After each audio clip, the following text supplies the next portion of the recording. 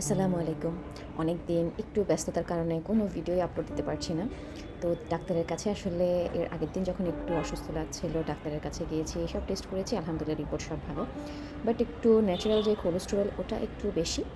আর একটু দুর্বলতা মানে প্রেশারটা আমার একটু লো।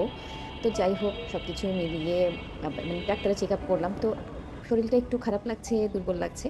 বাসায় না উঠেই মানহি স্যারকে নিয়ে চলে গেলাম ওদের স্কুল ড্রেস দেওয়ার জন্য সেলাতে দেবো। মানহার গত ২ বছর আসলে নিউ ড্রেস সেলানো হয়নি।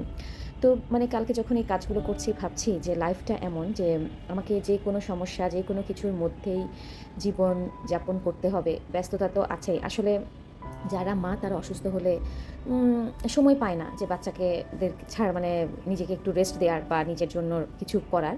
তো ইন্তিসারকেও পাঠালাম আমার জন্য ওষুধ নিয়ে আসতে। আমি গাড়িতে বসেছিলাম আসলে আবার হাঁটতে ইচ্ছা করতেছিল না। একটু সিফাতও বলল যে একটু রেস্ট নেওয়ার জন্য বেশ করে। আর এই তো এভাবে করে বাসায় আমি সকালেই বেরিয়েছি ৯টা করে, এরপর এখন 11:30টার মতো বাসা বাজে। তো সব কিছু মিলিয়ে আসলে ব্যস্ত একটা দিন, মানে অসুস্থতার মধ্যেও ব্যস্ত একটা দিন যাচ্ছে। এদিকে মানহাইন স্যারের টিচারের বাসা মানে কোচিং সব কিছু স্টার্ট হয়ে গেল। কিন্তু মানে সেটাই বলছি যে মারা অসুস্থ হলে বাচ্চাদের জন্য আসলে সত্যি খুব কষ্টকর। তাই আমি সবসময় দোয়া করি প্রত্যেক মাগুলো ভালো থাকুক, সুস্থ থাকুক।